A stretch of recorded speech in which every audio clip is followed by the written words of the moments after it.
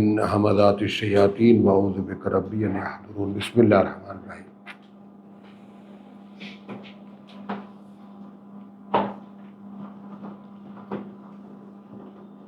চলো তাহলে তসদিকের ব্যাপারটা আমরা আবারও আসি ঈমান ইয়াকিন তসদিক। হ্যাঁ শিবাত তুমি ওকে একেবারে আড়াল করে ফেলেছো, আর একটু পাশে আসো। হ্যাঁ তো ঈমান ইয়াকিন তসদিক হলো এই জায়গাটায় সূরা বাকারায় এখানে 79 নম্বরে দেখো, আমরা 77 থেকে যাই। ওয়ালাকাদ আতাইনা মূসাল কিতাব, মূসা আল কিতাব, হ্যাঁ এবং কার্যত দিয়েছিলাম আমরা মূসাকে একখানা কিতাব। ওয়াকাফাইনা মিন বাদিহি বির রুসুল,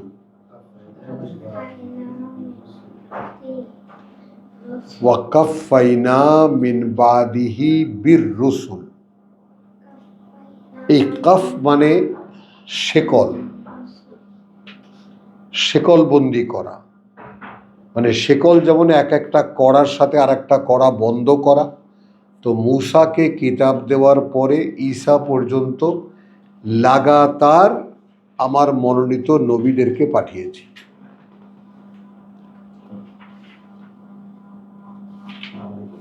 কি বুঝলেন? জি দেরি জরিমানা হবে এরপরে।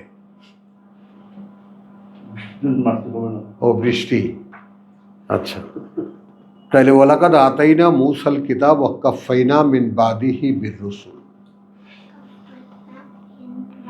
খুবই এখন আমরা যেহেতু বারবার করে এইভাবে এক একটা আয়াতকে আমাদের আসার সুযোগ হচ্ছে, তো সেখানে আসলে কিন্তু প্রত্যেকবারই নতুন নতুন একটা প্রাপ্তি ঘটে আমাদের।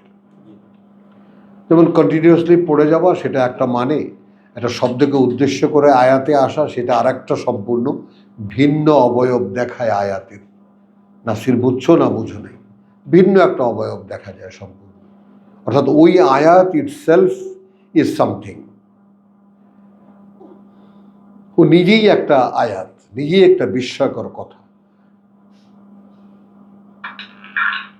তাহলে কার্যত আমরা দিয়েছিলাম মূসাকে একখানা কিতাব ওয়াকাফাইনা মিন বাদিহি বির রুসুল, এবং তার ধারাবাহিকতা রক্ষা করেছি তার পর থেকে, মিন বাদিহি পর থেকে তার রসুলদেরকে দিয়ে।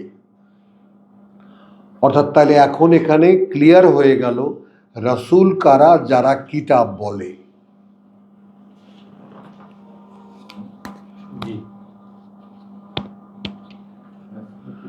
এই আমাদের সামনে এই সুযোগটা।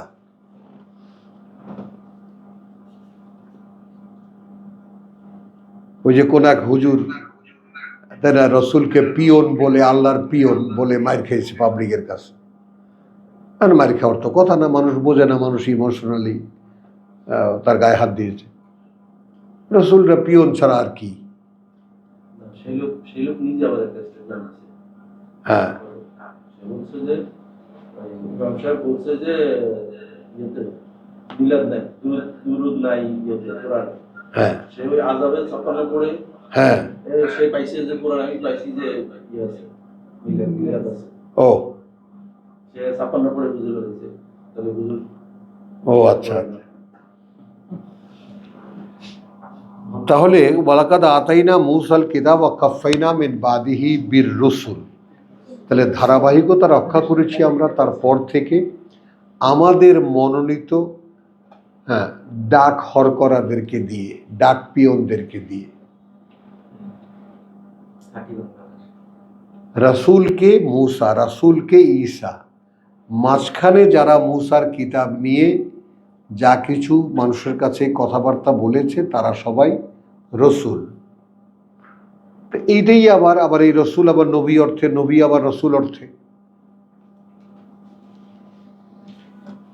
কিন্তু যেখানে এসে কথাটা শেষ হয়, এটা নিয়ে যে কত রকমের জল্পনা কল্পনায় যে এই হুজুররা, আরে খোদা কি সমস্ত কথা বলে, আশ্চর্য হয়ে যেতে হয় তোমার। ওই যে আচ্ছা, এখন রাসূলকে বলেছেন খাতামার রাসূল, না খাতামান নবিয়্যিন। সূরা আল ইমরানের ৮১ আয়াতে আল্লাহ তাআলা নবীদের কাছ থেকে কমিটমেন্ট নিয়েছেন, রাসূলদের কাছ থেকে না।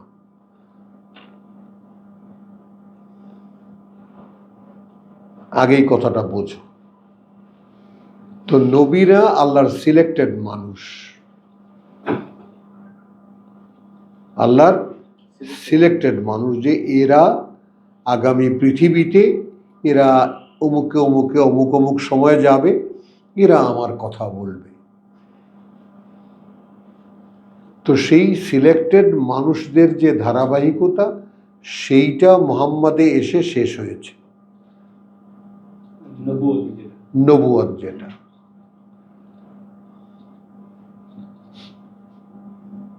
কথাটা খেয়াল করেন। এরপরে রেসালাতের যুগ শুরু হয়েছে, এখন যেটা চলছে।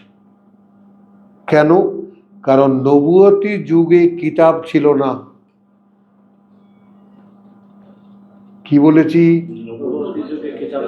কিতাব ছিল না, কিতাব মুখে মুখে, কিতাব ওহী বেইজ। আল্লাহ ওহী পাঠাতেন নবীদের কাছে, সেটা তারা মুখে বলতেন, সেটা আবার তারা মানুষকে বলতেন, মানুষ মনে রাখত। বলা আর কওয়ার মধ্যে ওটা সীমাবদ্ধ। কিন্তু নবী উত্তরকালে কিতাব লেখা হয়েছে। কিতাব লেখার প্রবণতা আল্লাহ শুরু করেছেন পাথরে লেখা তাওরাতকে দিয়ে।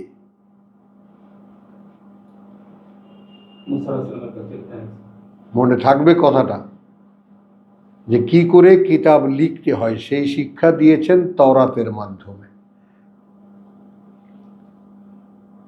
কিন্তু তারা তো লিখেছে, কিন্তু লিখে কিছু দেখিয়েছে মানুষকে, কিছু দেখায়নি। আচ্ছা, তাহলে তোমরা এখন কিতাব লিখতে শিখেছ, এখন এর ১৫০০ বছর পরে আমি যে রাসূল বা নবী পাঠিয়েছি, সে গোটা অস্তিত্বটাই একজন রাসূল, একজন নবী। সে যা বলে তোমরা খালি লিখে নেবে, ওটাই কিতাব।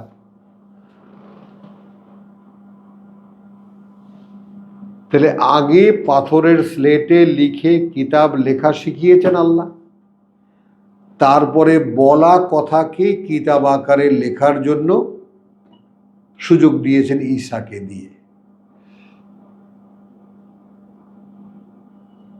মাথার মধ্যে বসাও ব্যাপারটা। তার মানে হলো কোরআনের আগাম বার্তা, কোরআন এইভাবে লেখা হবে।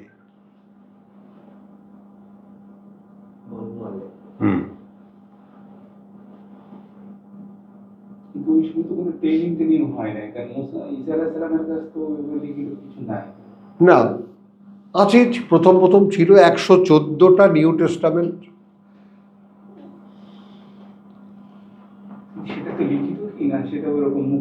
ওই তোর মুখে যা শুনেছে তাই লিখেছে।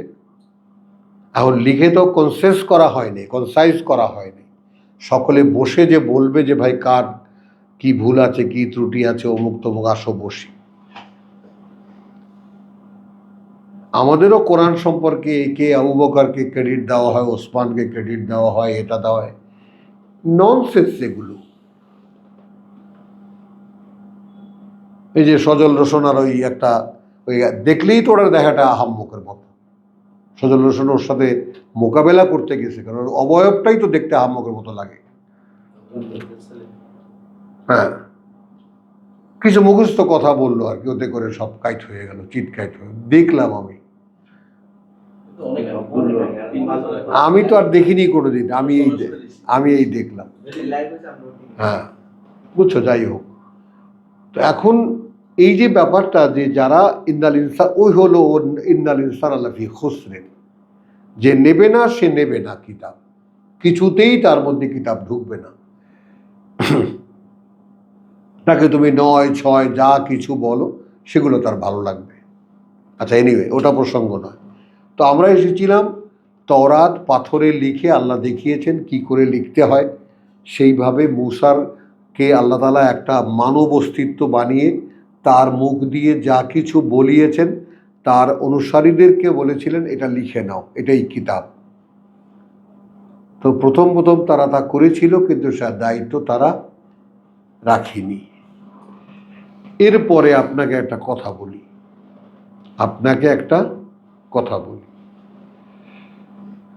খেয়াল করবেন এটা। যেমন আপনি আপনার দেশের মাটিতে যখন ছিলেন, তখন তো কেউ জানতো না আপনি এখানে আছেন। আপনি যখন আপনার পিতার শুক্রকীটে পরিণত হলেন, তখনও তো আপনার অবয়ব কি হবে কেউ জানতো না।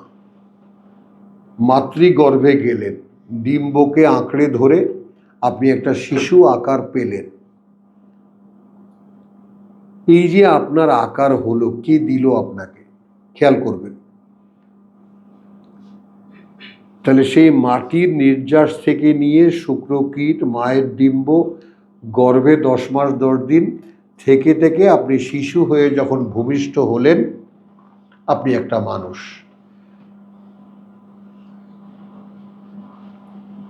তো এই কাজল রোশন আর কি, সজল রোশন আর এই যে হুজুর, এদের আমি খুব লক্ষ্য করে খেয়াল করছিলাম, বুঝতে চেষ্টা করছিলাম যে এদের ফিলসফিক্যাল ব্যাকগ্রাউন্ড কার শক্ত। সজল রোশনও ভাসমান সমাজে যেটা আছে এগুলো নিয়ে তর্কে নেমে গেছে।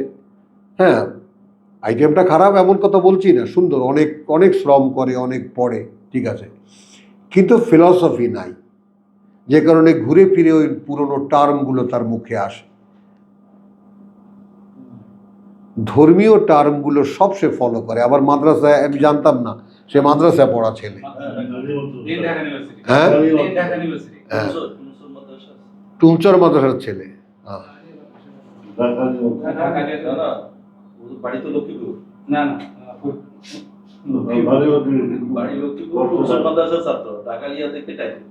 ও, টাইটেল। বাবা, বাবা, চলো, প্রতিভা কোনো সন্দেহ নেই, চূড়ান্ত আকারে চূড়ান্ত প্রতিভা। যাই হোক, তো ফিলসফিক্যাল ব্যাকগ্রাউন্ডটা কি? আমরা যে প্রসঙ্গটা এখন তুলেছি এই তওরাত আল্লাহ তাআলা নিজে কাকে দিয়ে লিখিয়েছেন এটা তো বলেননি, পাথরের স্লেটে লিখে পাঠিয়েছে। এখন তুমি যদি কোন ফেরেশতাকে দিয়ে লেখাইছে নামটা আমাদেরকে জানাইতে হবে, তাহলে তুমি হুজুর।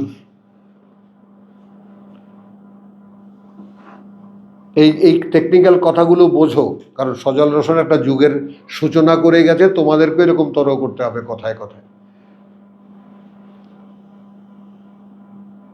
সত্যি সত্যি এটা যুগের সূচনা সে করেছে, কোনো সন্দেহ নেই। হ্যাঁ, ইনফরমেশন দেওয়ার ক্ষেত্রে। চলো, তাহলে এরপরে আমি এই কথাগুলো কেন পাঠাই তার একটা মোজেজা দেখিয়েছেন। একটা মায়ের পেটে একটা মানুষের অস্তিত্বকে তার কথা কেন্দ্রিক গড়ে তুলে, এটা বুঝছো? আমার একটি আদেশ একটা মায়ের গর্ভে যাবে, সেটাকে কেন্দ্র করে একটা মানব শিশু তৈরি হবে। এই যে মানব অস্তিত্ব, এই মানব অস্তিত্বই আমি চাই যে একটা মানব অস্তিত্ব আমার কথা অনুযায়ী গড়ে উঠবে।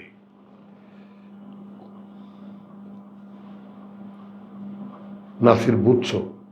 ইব্রাহিম বুঝছো? বুঝো না? তখন ঈসার সুরত কিরকম হবে, ওর বাবা নাই, ওর দাদার মতো হবে না, চেহারা কিরকম হবে, এগুলো তো সব আল্লাহর ব্যাপার। তো এই যে আহম্মকের বাচ্চা কিতাব লিখছে কে সংকলন করছে, ভাষা পাইছে কোথায়, এই যে কথাগুলো যেগুলো বলছে আমার কাছে আসলে যে কতটা নিকৃষ্ট মেন্টালিটি হলে, কতটা মানে নিকৃষ্ট ধারণা হলে এই ধরনের কথাগুলো আল্লাহর কিতাব সম্পর্কে উঠাতে পারে। যেমন ছোট্ট একটা কথা, কানাডা থেকে আমার ভাই যখন, নোমান আলী খান খুব বিখ্যাত, সেজে ভাই একটু নোমান আলী খানকে শুনে দেখেন। আচ্ছা ভাই, শুনবো, আমার তো সুযোগ হয় না, শুনবো। কয়েক মাস পরে সেজে ভাই, এই যে আপনি যে সাহাবাদেরকে মূল্য দেন না, নোমান আলী খান বলেছে যে আপনারা যে সাহাবাদেরকে মূল্য দেন না, সাহাবারা না হলে কোরআন নির্ভুল লেখা হতো কিভাবে? তা আমি একটু থামলাম। তুই থাম, তোকে একটা কথা জিজ্ঞেস করি। কোরআন অলৌকিকভাবে আল্লাহর সংরক্ষণে সংরক্ষিত নয়, তার কি বিশ্বাস আছে? আমার কথাটা কি বুঝছো? কিভাবে লিখিয়েছেন, কাকে দিয়ে লিখিয়েছেন, কেন লিখিয়েছেন, এগুলো সব আমাদের প্রশ্ন না। আমাকে কেন তৈরি করেছেন, আমার চেহারাটা এরকম কেন, আমাকে আরো 2 ইঞ্চি লম্বা কেন বানাননি, তাই না? আমার এগুলো কোনো কোশ্চেন না। এটা যেমন কোনো কোশ্চেন না, যেমন আমার অবয়ব এরকম কেন, আমি এরকম কেন, এটা যেমন কোনো কোশ্চেন না। কিতাব আমাদের সামনে পর্যন্ত এনে দিয়েছেন, এটা আল্লাহর কাজ। কিভাবে এনেছেন এটা আমাদের কোশ্চেন না। বলতে পেরেছি কথাটা?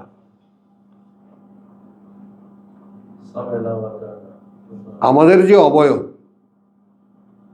আমার বাবার চেহারা, আমার সন্তানের চেহারা, আমার বউয়ের চেহারা, এই যে সব মানুষের আকার আকৃতিগুলো, এগুলো কেন কি জন্য বানিয়েছেন? এটা যেমন কোনো কৈফিয়ত নেই, তাই না? ঠিক এই কিতাবের সিকোয়েন্সও এরকম, এর কোনো কৈফিয়ত নেই। কিতাব তোমাদের হাতে পৌঁছাবার দায়িত্ব আমার, আমি পৌঁছে দিয়েছি। কিভাবে পৌঁছেছি এ কোশ্চেন তোমার না। নাসির, আমার কথাটা কি বুঝছো? এইখানে তুমি অধিকারই রাখো না কোনো কোশ্চেন করার।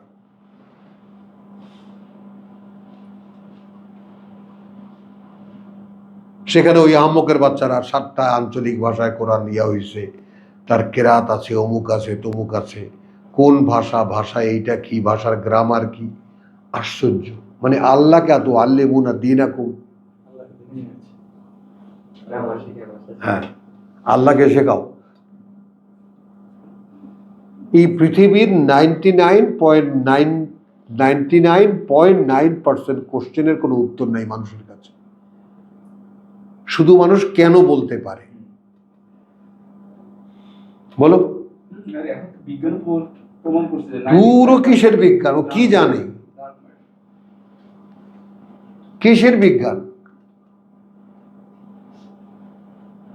মনে করো বিজ্ঞান এমন না যে আজকে থেকে 100 বছর আগে যেটা আবিষ্কার হলো ওটাই ঠিক রয়ে গেছে। তো তাহলে গিয়ে বিজ্ঞানকে একটা জায়গা আমি দিতাম। যে বিজ্ঞান বলতে পারে না পিরামিড কেমন করে বানানো, সেটা কিসের বিজ্ঞান? তো বিজ্ঞান মানে এক একটা সময়ের প্রেক্ষিতকে কভার করার জন্য কিছু জ্ঞান বুদ্ধি। সংজ্ঞাটা বলো, এক একটা সময়ের প্রেক্ষিতকে কভার করার জন্য কিছু বাড়তি জ্ঞান বুদ্ধি আলা, এটাই বিজ্ঞান। ওই যে ইন্নাল ইনসানা লাফি খুসরিন, মানুষ একটু বুঝতে পারে, বুঝতে পারেই মনে করে যে আমি তো কম বুঝি না। তো তাহলে যে কারণে এটা বললাম যে দেখো, মূসাকে ওয়ালাকাদ আতাইনা মূসাল কিতাব ওয়া কাফাইনা মিন বাদিহি বিররুসুল ওয়া আতাইনা ঈসা ইবনে মারইয়াম আল বাইয়িনাত। এরপরে আমরা দিয়েছি মরিয়ম পুত্র ঈসাকে সরাসরি কিছু প্রমাণ, বাইয়িনাত, অর্থাৎ এই মানুষটাই আল্লাহর কিতাব।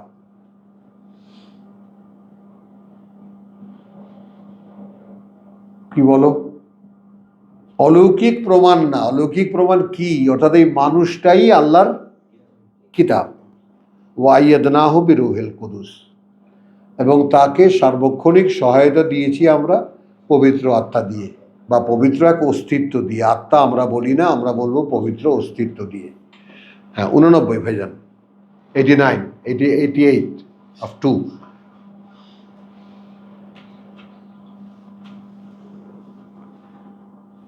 আফাকুল্লামা জাআকুম রাসূলুন, এমনটাই কি হয় নাই? আফাকুল্লামা, এমনটাই কি হয় নাই যখনই এসেছে তোমাদের কাছে রাসূলুন, কোনো একজন কিতাবের বার্তাবাহক।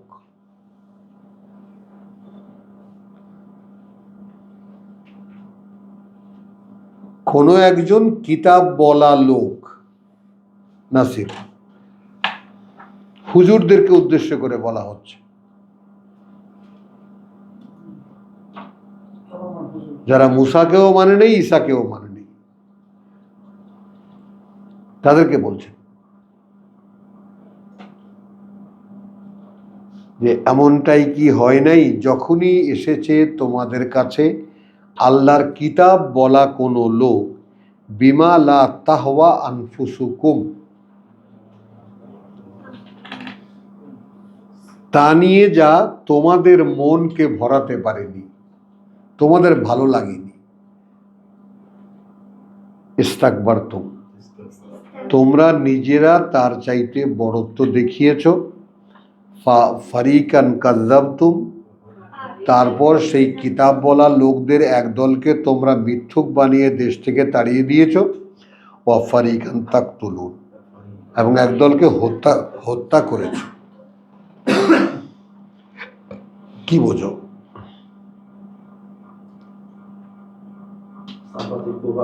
তার মানে হুজুররা কি পাওয়ারফুল? হ্যাঁ, আগেও, হ্যাঁ চাপাতি আগেও ছিল, রক কাটা টক কাটা আগেও ছিল।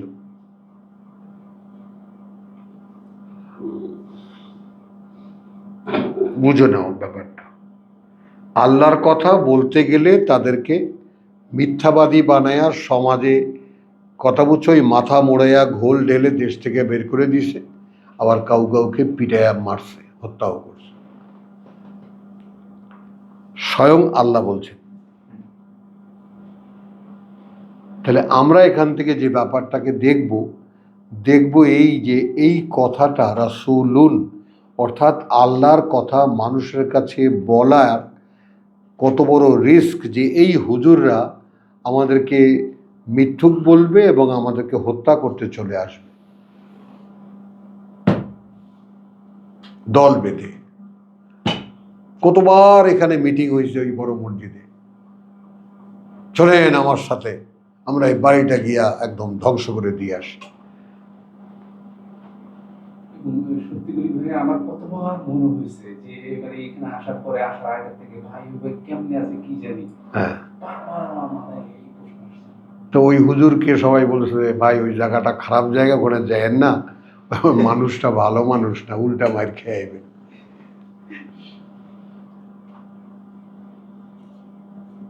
বুঝছো?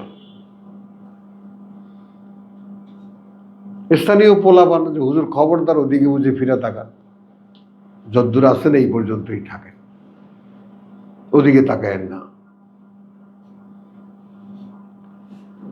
আচ্ছা, তাহলে এখন ওয়াকালু কুলুবুনা গুলফুন।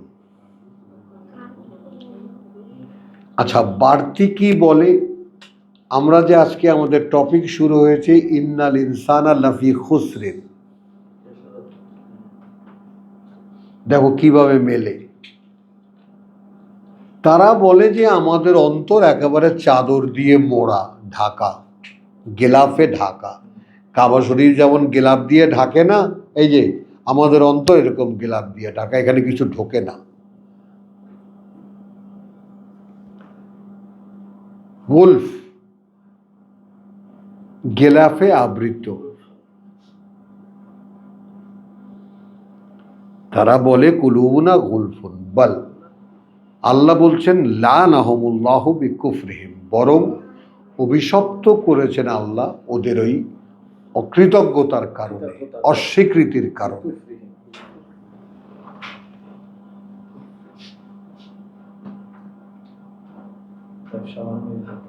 আসেন,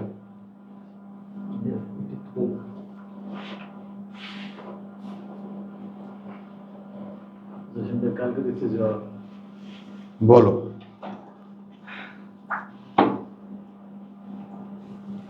কথাটা বুঝছো? তাহলে যে মানুষটা যা দাবি করে আমি হুজুর, আমি আল্লামা, আমি শায়েখ, এগুলো কি আসলে? আল্লাহর অভিশাপের নমুনা।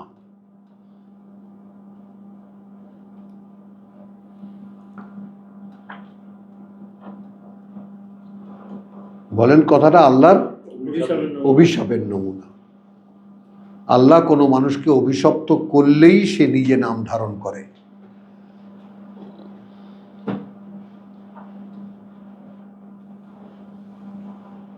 এই পাশে সরব, হ্যাঁ হ্যাঁ, আবার আবার নাসিরকে ঢেকে দিস। না অসুবিধা নেই। কথাটা বুঝছো? বলো কলু কুলুবুনা গুলফুন বাল্লানাহুমুল্লাহু বিকুফরিহিম কালিলাম মা ইউমিনুন। তাহলে ওই অভিশপ্ত করে দেওয়ার পরে তাদের অবস্থা এখন এই যে তাদের ভেতরে সেই খুবই সামান্য যতটুকু তারা বিশ্বাস করে। এটা সবচেয়ে বড় হ্যাঁ। মানুষের জন্য বড় খেসারত। এই যত হুজুর মুজুর দেখো, মসজিদ মাদ্রাসা দেখো, এগুলো সব অভিশপ্ত। তুমি দেখবা কাছে গিয়ে দেখো, এদের দুনিয়া ছাড়া এদের আর কোনো ধান্দাবাজি নেই। যাও কাছে গিয়ে দেখো, বলো।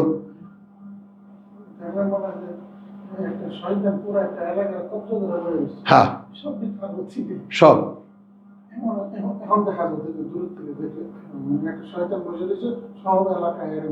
হ্যাঁ হ্যাঁ ব্যস্ত। এবার আসো আমাদের আয়াতে, ওয়ালাম্মা জা আহুম কিতাবুন মিন ইনদিল্লাহ, মিন ইনদিল্লাহ। এখন খেয়াল করে দেখো, আয়াত 87-তে আমরা যা পড়েছি, 88-তে যা আমরা পড়েছি, 89-তে যা আমরা এসে পড়ছি, যখনই এসেছে তাদের কাছে একখানি কিতাব মিন ইনদিল্লাহ, সরাসরি আল্লাহর কাছ থেকে, মুসাদ্দিকুন লিমা মাহুম,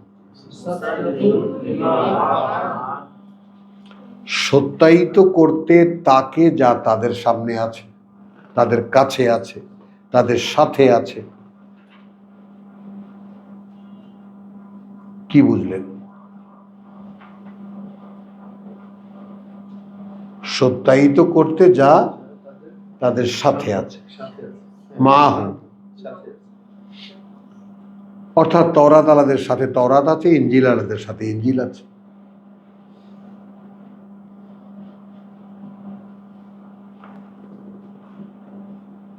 ওয়াকানু মিন কাবলু, যেখানে ছিল তারা একটু আগেও, ইয়াস্তাফতিহুনা, বিজয়ের প্রার্থনা করত, আলা আল্লাযিনা কাফারু, তাদের মোকাবেলায় যারা তাদেরকে বিশ্বাস করত না। হ্যাঁ, মক্কার যারা কাফের, যারা কাফের মুশরিক যারা, এরা তো ইহুদি, এগুলো পাত্তা দিত না। এরা ইসলামী ব্যাংক খুইলা পরে আস্তে আস্তে সব মহাজনদেরকে, গোত্রপতিদেরকে গ্রাস করেছে। এই জামাতকে আমি যে বলি যে এরা অভিশপ্ত এবং এদের চাল চলন সব ইহুদি, না হতেই হবে।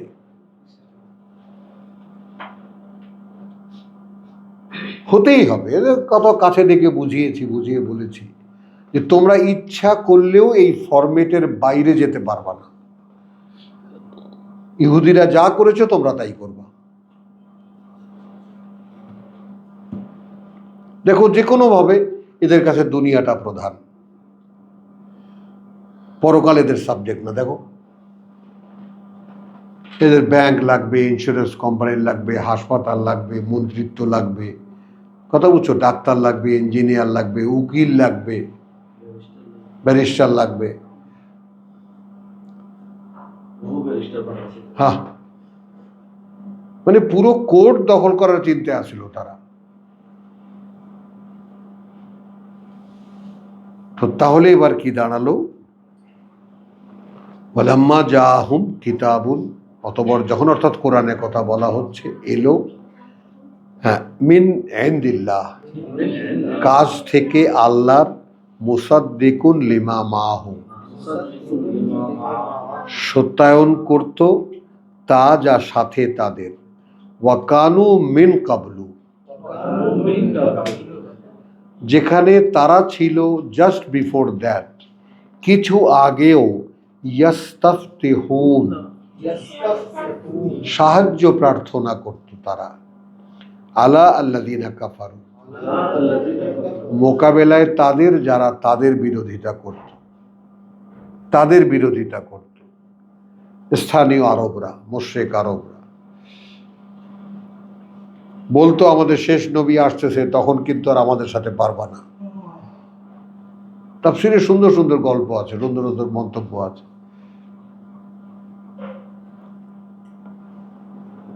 তো প্রথম যে রসুল যখন প্রথম আকাবার প্রথম শপথ, আকাবার দ্বিতীয় শপথ, মনে আছে ছোটবেলায় আমরা যে ক্লাস ইয়াতে পড়েছি, ক্লাস 4-5 পড়েছি। এই ইহুদি আলেমদের মুখে এরা শুনেছে যে শেষ নবী আসতেছে।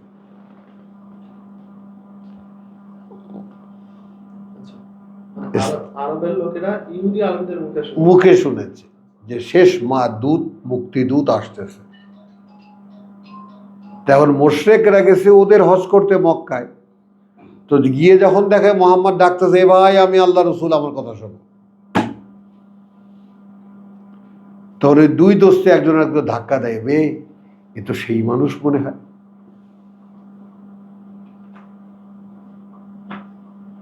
খেয়াল করে দেখতো, যে আমাদের মোল্লারা বলে না যে আসতেছে আসতেছে শেষ দূত, আমার কাছে তো মনে হয় সেই মানুষ। তো তারা যে কদিন হজে ছিল ভালো করে খুঁটিয়ে খাটিয়ে দেখেছে, দেখে সেই কথা গিয়ে দেশে বলেছে, মদিনায় কাজ তো হইছে, লোক তো আসছে, তাই নাকি, চল দেখে আসি। আবার তো ওই 5 জন আরো 7 জন, এই মোট 12 জন, 7 জন নিয়ে আসছে আবার আকাবার দ্বিতীয় শপথ। রসুলের হাত ধরে শপথ করেছে যে আপনি যদি রসুল হয়ে থাকেন তাহলে আমরা কিন্তু আপনাকে মানি।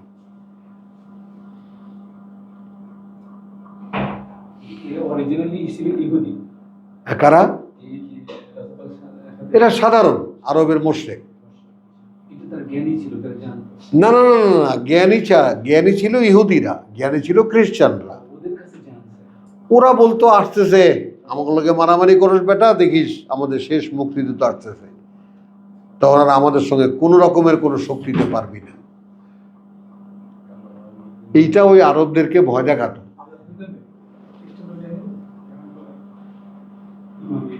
হ্যাঁ, আরবদেরকে ভয় দেখাতো। আর ওরা তো এখান থেকে হবে, এ তো সেই লোক।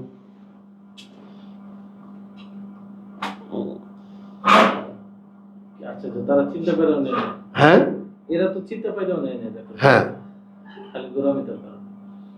বুঝছো?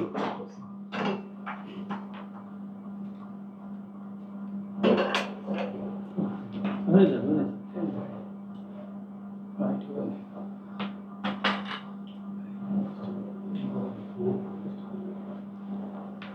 তাহলে ওয়াকানু মিন ক্বাবলু ইস্তাফতিহুনা আলাল্লাযিনা কাফারু। এবার খেয়াল করবা, ফালাম্মা জাআহুম মা আরাফু, মা আরাফু, অতঃপর যখন এলো তাদের কাছে তা, এখানে মা 2 ভাগে ভাগ হবে। অতঃপর যখন এলো তাদের কাছে তা, যা চিনতেও পারলো তারা।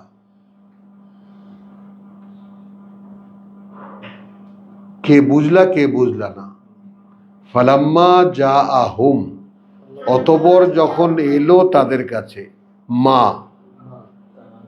তা যা, মা 2 ভাগ হবে আল্লাহ দিনের মতো। যা আরাফু, চিনতেও পারলো তারা যে এটা আল্লাহর কিতাব, এটা ওহী, তরাতের ভাষা, ইনজিলের ভাষা, এ তো আল্লাহর কিতাব। যেই কিতাবের জন্য এতদিন ইয়া নবী সালাম আলাইকা এরা বলছে, আরবের স্থানীয় মুশরিকরা তাদের কাছ থেকে ইনফরমেশন পেয়ে গেছে। কাফারু বিহি,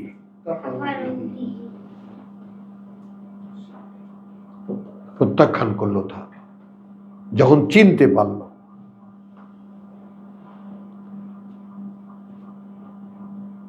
এগুলো কি মূল্য দেবা না এ সমস্ত আয়াতকে?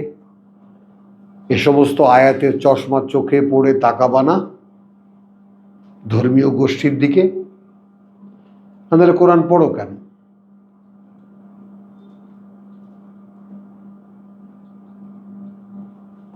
এখনো তো হুজুরদের সামনে একই। আয়াত নিয়ে গেলে বুঝতে পারলেও তারা গ্রহণ করে। একটা আয়াত তিনটা কালকে বোঝায়, হ্যাঁ, অতীতকেও বোঝাই, বর্তমানকেও বোঝাই, ভবিষ্যতে যারা আসবে তাদেরকেও বোঝায়। তাদেরকেও বোঝাবে প্রত্যেকটা আয়াত, প্রত্যেকটা আয়াত। প্রত্যেকটা আয়াতে আমি কয়েকটা আয়াতকে এইভাবে করছি যে আমি পিছনে নিয়ে যাই, হ্যাঁ আমি বর্তমানে ঠিক করে নিয়ে যাচ্ছে, সামনে হবে। চলমান না, হ্যাঁ বলুন। এটা চলমান না। ডাইমেনশনটা কিরকম? ডাইমেনশনটা এরকম যেটা চলমান, ইটস মুভিং, গোয়িং অন, কিয়ামত পর্যন্ত চলতে থাকবে। কন্টিনিউয়াস। হ্যাঁ,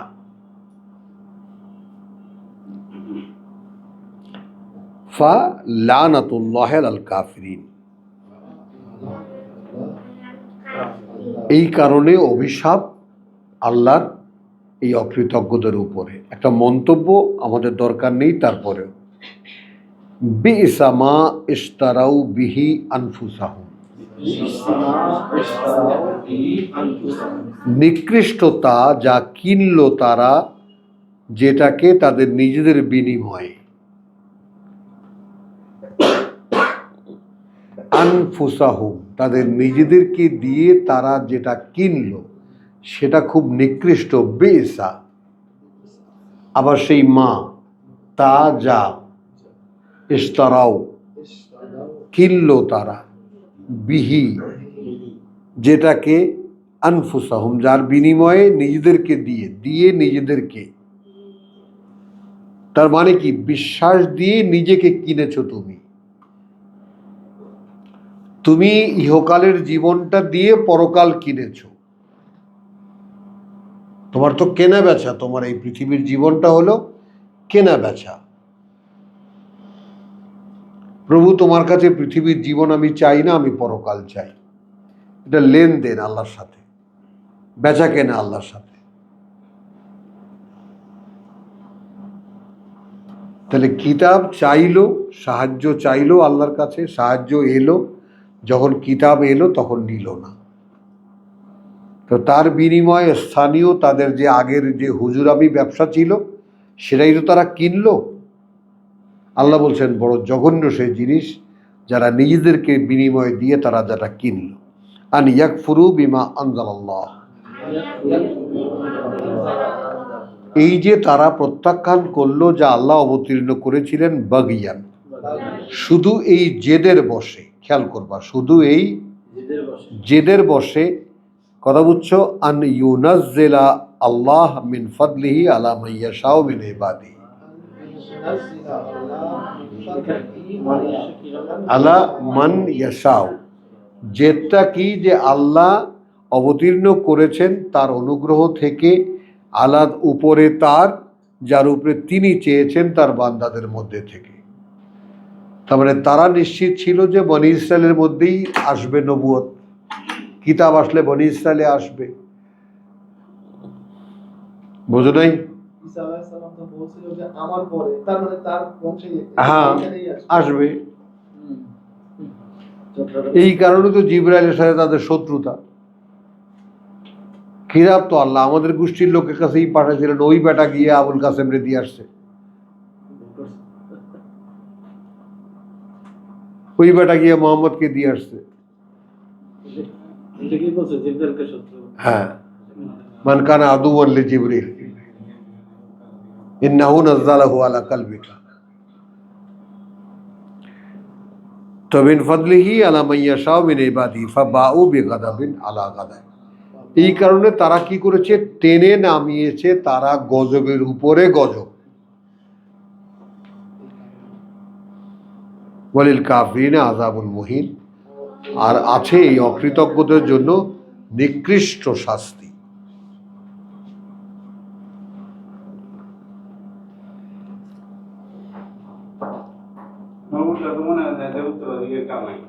হ্যাঁ, বন্ধ করো।